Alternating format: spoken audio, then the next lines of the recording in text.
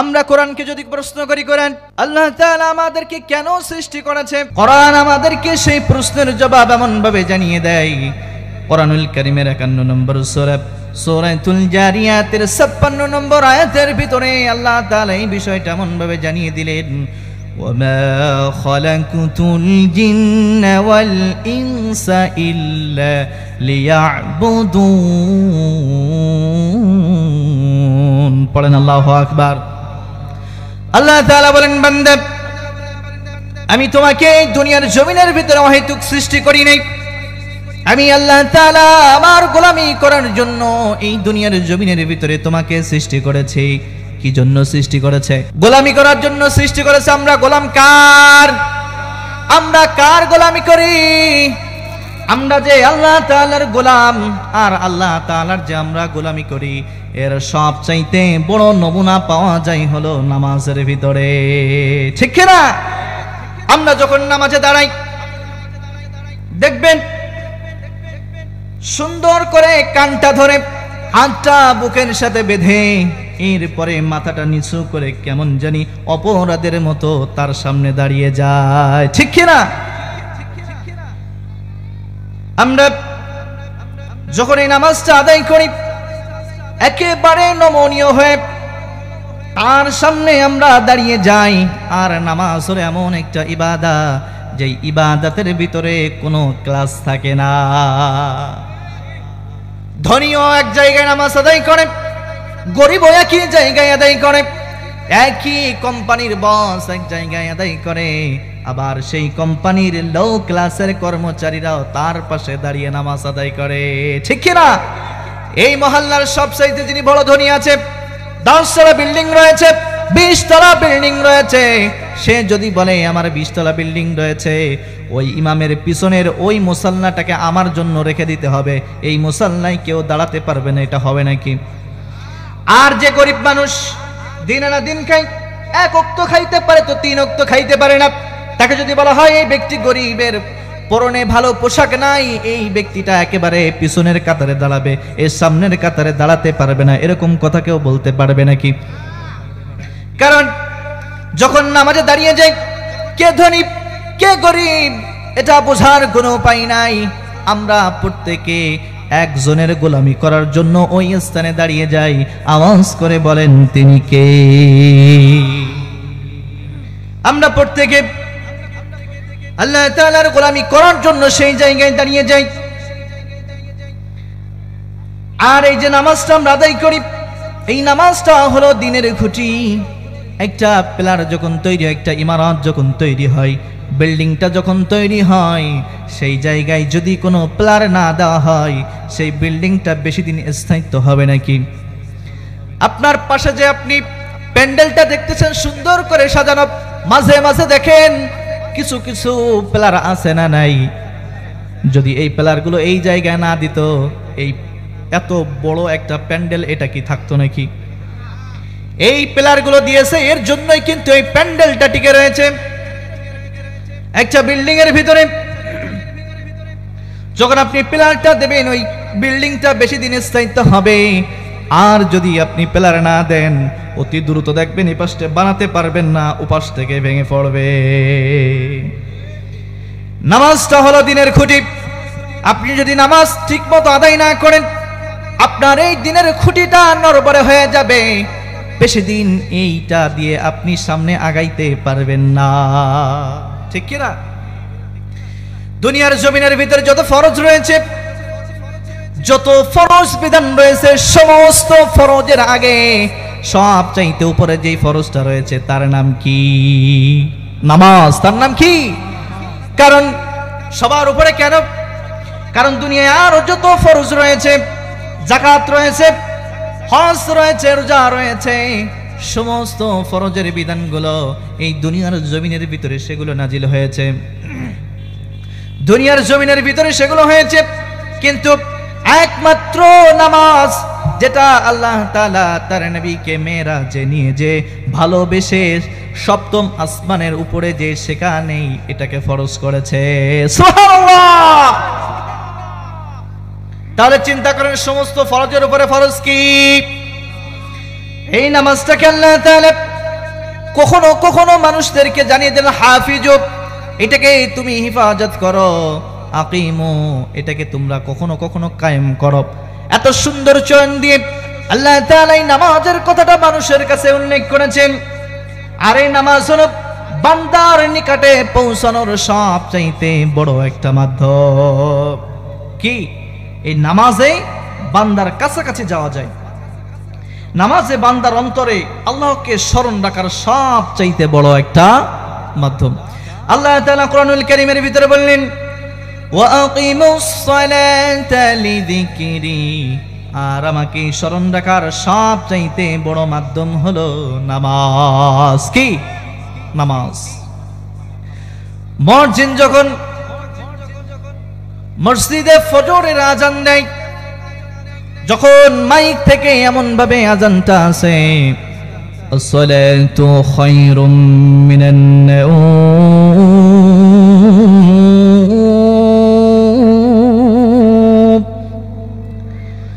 আসসালাতু খায়রুম মিনান নাওম,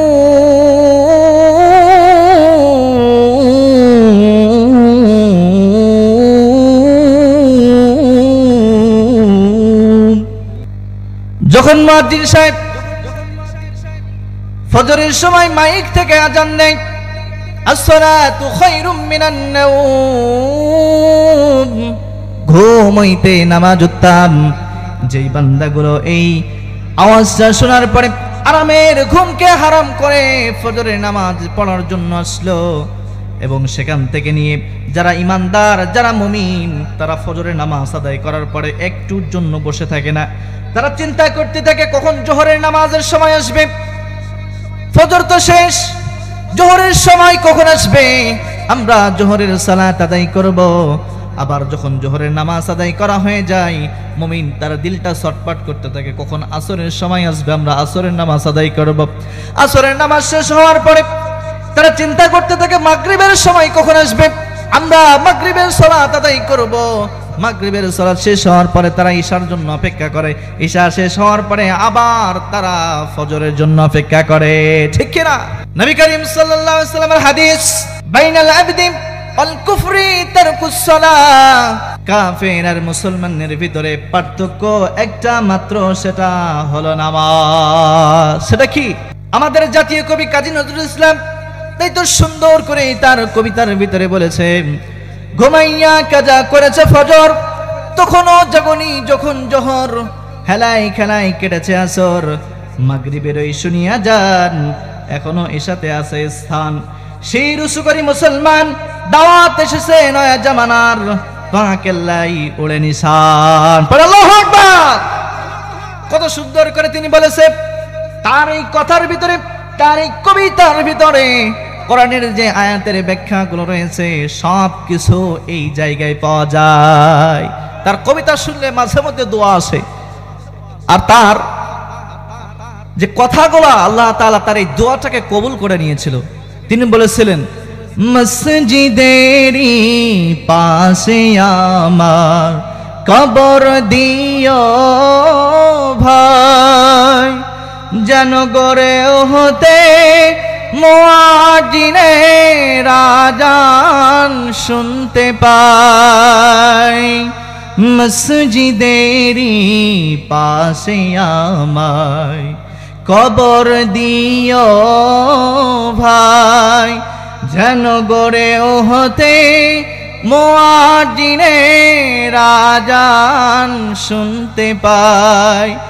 আমার গোরের পাশ দিয়ে ভাই নামাজিরা যাবে, পবিত্র সেই পায়ের ধুলি এ বান্দা শুনতে পাবে। আল্লাহু আকবার! আল্লাহ তাআলা তার এই কবিতা, তার এই কথাটাকে আল্লাহ তাআলা কবুল করে নিয়েছিল। মসজিদের পাশেই তার দাফন হয়েছে। অনেক মানুষ রয়েছে দেখবেন সারা রাত্র তারা ঘুমায় থাকে, ফজরের নামাজ তারা আদায় করেন, এরকম মানুষ আছে না নাই?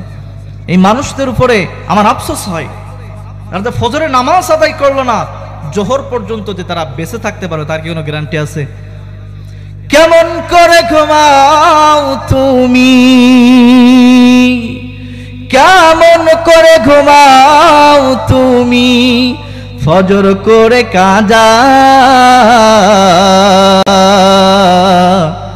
এমন তো হতে পারে জোহরে জানাজা তোমার, এমন তো হতে পারে জোহরে জানাজা।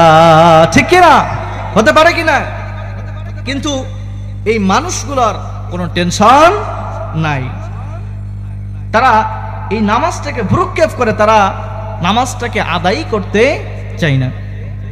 কাল কিয়ামতের ময়দানে যখন আল্লাহ তাআলা সমস্ত মানুষকে একত্রিত করবে, একত্রিত করার পরে বান্দাদেরকে যখন হিসাব কিতাব নেওয়া শুরু করবে, আল্লাহ তাআলা সর্বপ্রথম বান্দাদের ভিতরে বলবে, বান্দা তুমি নামাজ আদায় করেছিলে কিনা? কি বলবে? যে তুমি নামাজ আদায় করেছিলে কিনা? দুনিয়ার জমিনের ভিতরে যেই মানুষগুলো নামাজ আদায় করবে, সালাত আদায় করবে, তারা তো সেই দিন পার পেয়ে যাবে। আর যেই দিন প্রথম এই প্রশ্নটায় যারা আটকা পড়ে যাবে, ওই সমস্ত মানুষগুলোর বাকি সমস্ত হিসাবগুলো কঠিন হয়ে যাবে। আল্লাহ তাআলা বেনামাজিদেরকে শাস্তি দিবেন, বেনামাজিদেরকে তখন কিয়ামতের ময়দানে অপমান করবেন। বেনামাজিদেরকে বলবেন যে তোমরা আজকে এখানে সেজদা দাও। সমস্ত মানুষকে উদ্দেশ্য করে বলবে তোমরা আজকে এখানে সেজদা দাও।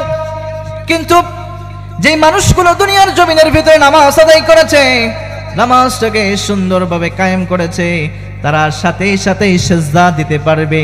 আর যেই মানুষগুলো দুনিয়ায় নামাজ আদায় করতো না, তাদেরকে যখন সেজদা দেওয়ার কথা বলা হবে, তাদের পিঠগুলো শক্ত হয়ে যাবে, তারা কেউই সেজদা দিতে পারবে না। নাউজুবিল্লাহ।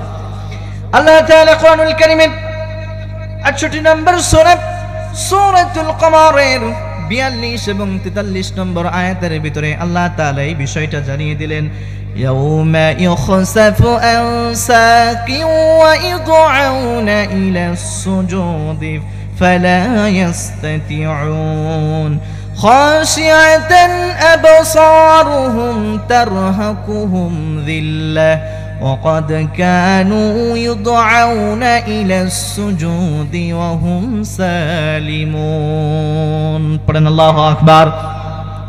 আল্লাহ তাআলা বলবেন, কিয়ামতের দিন আমি বান্দাদেরকে আদেশ করব যে তোমরা সিজদা দাও।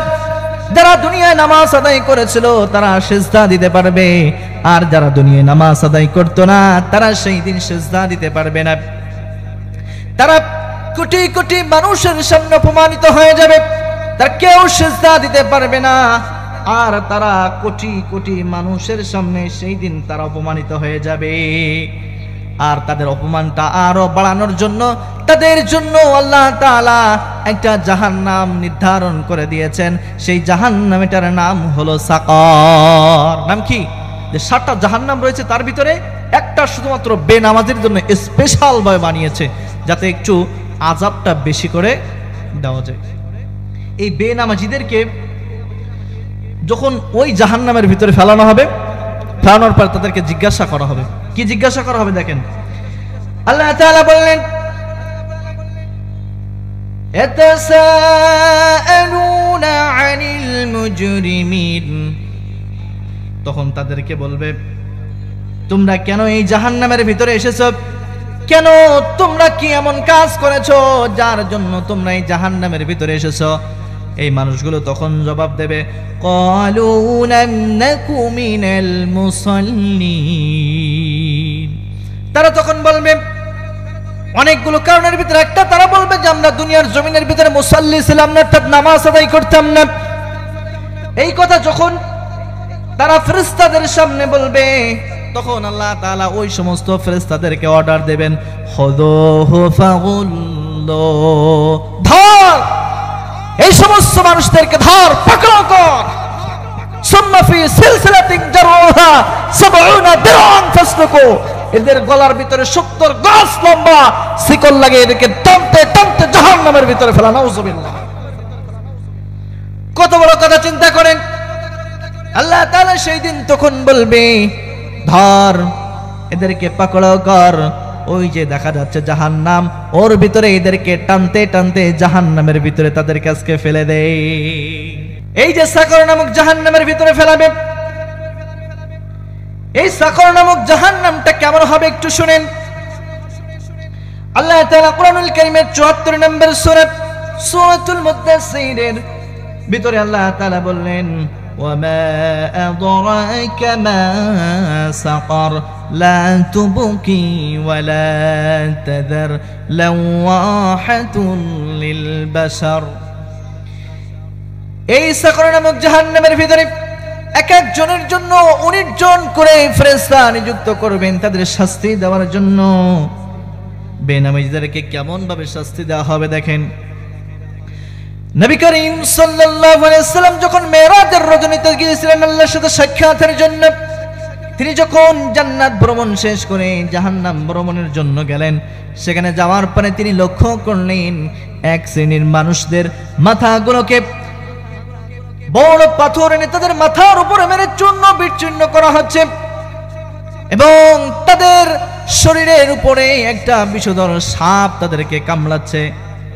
এমন ভাবে যখন আযাবটা দেখলেন, দেখার পরে তিনি জিবরিল আমিনকে জিজ্ঞাসা করলেন, ভাই জিবরিল, এই মানুষগুলো কারা, কেন তাদেরকে এমন ভাবে শাস্তি দেওয়া হচ্ছে? এই মানুষগুলোর পরিচয় আমি জানতে চাই, কেন এমনি তাদেরকে শাস্তি দেওয়া হয়? এই কথা শোনার পরে তখন জিবরিল আমিন তাকে জবাব দিয়ে বললেন, নবী, এই মানুষগুলো হলো তারা দুনিয়ার জমিনের ভিতরে তাদেরকে যখন নামাজের জন্য ডাকা হতো, এই মানুষগুলো তখন তাদের এই নামাজটাকে ঠিকমতো কায়েম করতো না, তারা নামাজ পড়তো না। দুনিয়ার জমিনের ভিতরে তারা নামাজটাকে হেয়ালি করেছে, নামাজটাকে তারা সুন্দরভাবে আদায় করে নাই।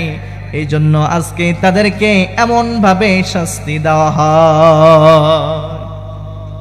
সম্মানিত হাজির, একটু চিন্তা করে দেখেন, জাহান্নামের ভিতরে আপনাদেরকে যারা নামাজ আদায় করে না তাদের মাথার ভিতরে বিরাট একটা পাথর নিয়ে তাদেরকে মারতে থাকবে এবং মাথাগুলো চূর্ণ বিচূর্ণ হয়ে যাবে।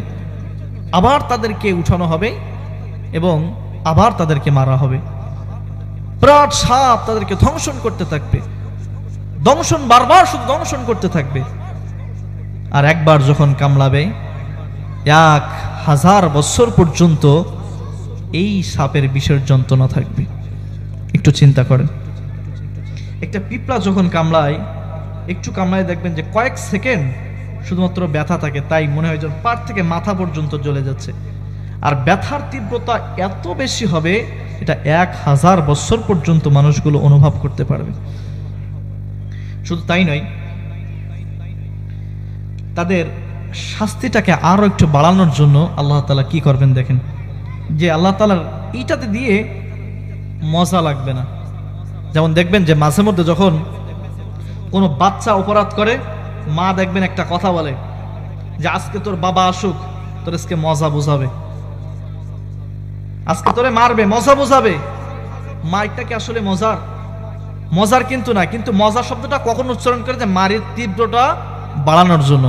আল্লাহ তাআলা আমাদের জন্য এই কথাটা উল্লেখ করেছেন। দেখেন আল্লাহ তাআলা কোরআনুল কারীমের ভিতরে বললেন, কুল্লামা নাদিদাত যুলুদুহুম বাদদালনাহুম যুলুদান গায়রাহা লিয়াযুকুল আযাব। আল্লাহ তাআলা তখন ওই সমস্ত জাহান্নামীদের আযাবটাকে বাড়ানোর জন্য তাদের গায়ের উপর দিয়ে আরো একটা মোটা চামড়া তাদেরকে দিয়ে দিবে। যখন জাহান্নামের ভিতরে যাবে, যাওয়ার পরে তাদের চামড়াটা মুহূর্তের ভিতরে পুড়ে যাবে, আর যেন তারা তাদের ওই আযাবের মজা আরো বেশি বুঝতে পারে, এজন্যই তাদেরকে আরো বেশি মোটা একটা চামড়া তাদের দিয়ে দিবে। এই দুনিয়ার জমিনের ভিতরে নামাজটা তো খুব বেশি কঠিন কোনো কাজ নয়, নামাজটা তো বেশি কঠিন নয়। আমরা সব সময়ের জন্য দেখেন বলতে থাকি, আমরা নামাজকে বলি আমাদের কাজ আছে, কিন্তু কাজকে বলতে পারি না আমাদের নামাজ আছে, ঠিক কি না? কিন্তু বলা উচিত ছিল কি তার উল্টা, নামাজকে বলো না কাজ আছে, কাজকে বলো আমার, কাজকে বলো আমার, নামাজকে বলো না কাজ আছে, কাজকে বলো আমার নামাজ আছে। নামাজ বিহীন পরপারে কি জবাব দেবে তুমি প্রভুর কাছে, ঠিক না? নামাজকে আমাদের কাজকে বলতে হবে যে আমাদের নামাজ আছে, নামাজকে বলা যাবে না আমাদের কাজ আছে। আল্লাহ তাআলা বললেন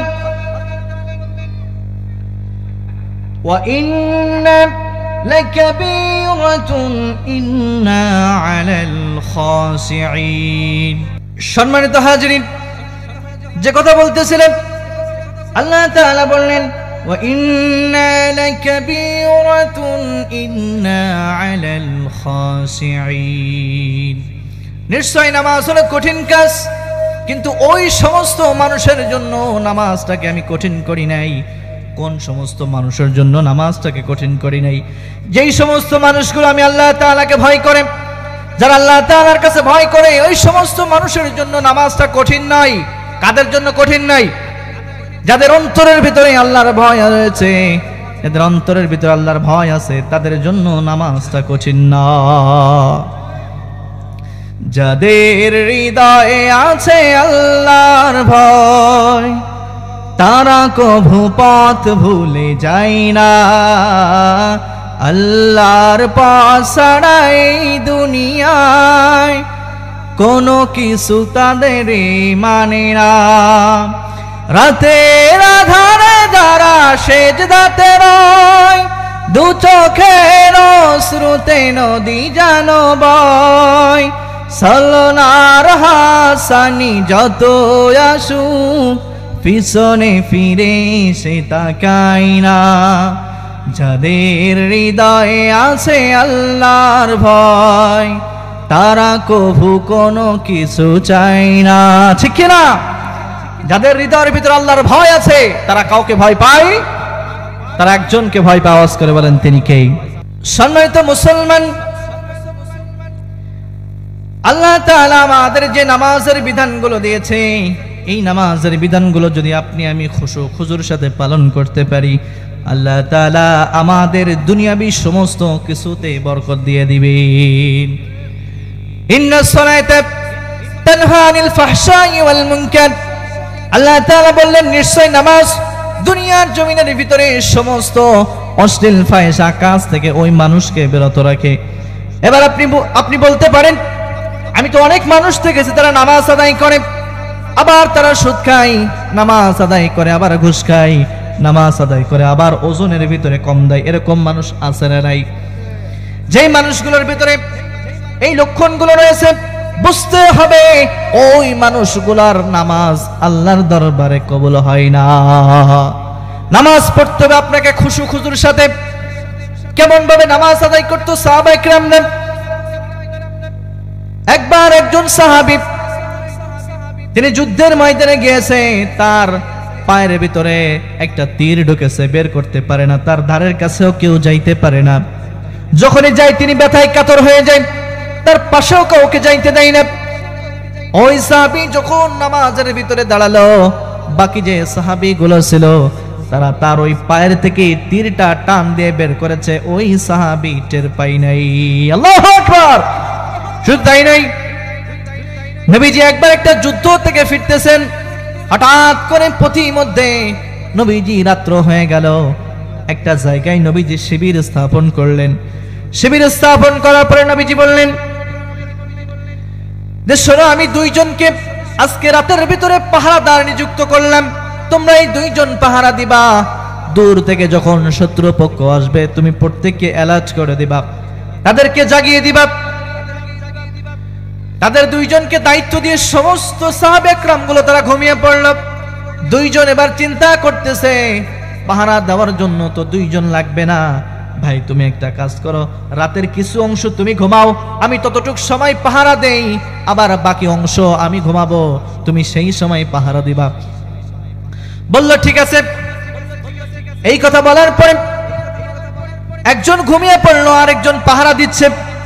যিনি পাহারা দিচ্ছে তিনি চিন্তা করলেন, আমি শুধু শুধু দাঁড়িয়ে পাহারা কেন দেব, এই সময়টাকে আমি সময় নষ্ট না করে আমি এই সময়টা নামাজের ভিতরে কাটিয়ে দেই। তিনি আবার নামাজের ভিতরে দাঁড়িয়ে গেলেন। দূর থেকে শত্রু পক্ষ দেখলো যে দূর থেকে কে যেন দাঁড়িয়ে আছে, এটা গাছ না মানুষ, ওই শত্রু পক্ষ বুঝতে পারলো না। তাকে টার্গেট করে তীর ছুঁড়ে মারল। তার তীরটা এসে পায়ের ভিতরে লাগলো, কিন্তু তিনি টের পেলেন না। আবার একটা তীর মারলো, মারার পরে তিনি হালকা একটু বুঝতে পারলেন হয়তো আমার পায়ের ভিতরে তীর ঢুকেছে। তিনি চিন্তা করলেন, আমি যদি এমত অবস্থায় আমি নামাজটাকে কন্টিনিউ করি তাহলে হয়তো শত্রুপক্ষ আমাদেরকে আক্রমণ করতে পারে। তিনি আর বেশি সময় না নিয়ে তিনি এবার সালাতটাকে শেষ করলেন। শেষ করার পরে তার ভাইকে জাগিয়ে দিলেন। দেওয়ার পরে বললেন, আমার পায়ে হয়তো তীর ঢুকেছে, আমি নামাজের ভিতরে এত মজা পাচ্ছিলাম যে এই তীরটা বের করব এটা আমার এক মুহূর্তের জন্য মনে হয় নাই, আমি টেরও পাই নাই। কিন্তু একটা পর্যায়ে আমার মনে হলো আমার এই নামাজের কারণে আমার এই ভাইদের কষ্ট না হয়ে যায়, তাদের উপর আক্রমণ না হয়ে যায়, এই কথা যদি আমার মাথায় না আসতো, তীর মারতে মারতে যদি আমাকে শহীদ করে ফেলতো, তারপরেও নামাজ থেকে আমাকে গাফেল করতে পারতো না। তাদের চিন্তাটা কেমন দেখেন। তারা যখন সাহাবা একরাম যখন নামাজ আদায় করত তখন তাদের অন্তরের ভিতরে এরকম থাকতো যে আল্লাহ তাআলা আমার কথোপকথন শুনছে, আল্লাহ তাআলা আমাকে দেখছে, আমিও আল্লাহ তাআলাকে দেখছি। আমি যখন দেখতে পাচ্ছি না আমার অন্তরের ভিতরে থাকবে যে আল্লাহ তাআলা আমাকে দেখছে। এটা চিন্তা যখন থাকবে আপনার নামাজই তখন মজা লাগবে। আর নামাজ আমাদের মজা লাগে না, তার কারণ হলো আমরা নামাজের ভিতরে যেটা বলি সেটা আমরা বুঝি না। কারণ আল্লাহ তাআলা আমরা যখন নামাজ আদায় করি প্রত্যেকটা কথায় কথা আল্লাহ তাআলা আপনার আমার সাথে কথোপকথন করে। আল্লাহু আকবার বলেন। প্রত্যেকটা কথা কেমন, আমরা যখন নামাজের ভিতরে হাতটা বেঁধে যখন আমরা বলি আলহামদুলিল্লাহি রাব্বিল আলামিন, সমস্ত প্রশংসা কার জন্য? একটু আওয়াজ করে বলেন না কার জন্য? সমস্ত প্রশংসা আল্লাহ তাআলার জন্য। এই কথাটা আমরা যখন আল্লাহ তাআলাকে বলি, আল্লাহ তাআলা সাথে সাথে ওই কথার জবাব দিয়ে আমাদেরকে বলে হামিদানি আবদি। আল্লাহ তাআলা বলে আমার বান্দা আমার প্রশংসা করলো। এরপরে যখন আমরা বলি রহমানির রহিম, আল্লাহ তাআলা পরম করুণাময় দয়ালু, এই কথাটা আমরা যখন বলি আল্লাহ তাআলা তখন সাথে সাথে আমাদেরকে তার এই কথার জবাব দেয় আলাসনা আলাইয়া আবদি। আল্লাহ তাআলা বলে আমার এই বান্দা আমার গুণকীর্তন করলো। এরপরে আমরা যখন বলি মালিক ইয়াউমিদ্দিন, আমরা যখন বলি বিচার দিলের মালিক তিনি কে? আল্লাহ। এই কথা বলার পরে আল্লাহ তাআলা আমাদেরকে জবাব দিয়ে বলে মাজ্জাদানি আবদি, আমার বান্দা আমার শ্রেষ্ঠত্ব বর্ণনা করলো। সুবহানাল্লাহ। এমন ভাবে যখন আমরা বলি আল্লাহ তাআলা আমাদের প্রত্যেকটা কথার জবাব দিয়ে দিয়ে আমাদের সাথে কথোপকথন করতে থাকে, কিন্তু আপনি আমি এই কথা বোঝার না কারণে আপনার আমার নামাজ ভালো লাগে না, ঠিক কি না? এজন্য নামাজটাকে আপনাকে আমাকে সুন্দর করতে হবে, এমন ভাবে নামাজের ভিতরে দাঁড়াতে হবে যে আমাদের সামনে আল্লাহ তাআলা রয়েছেন।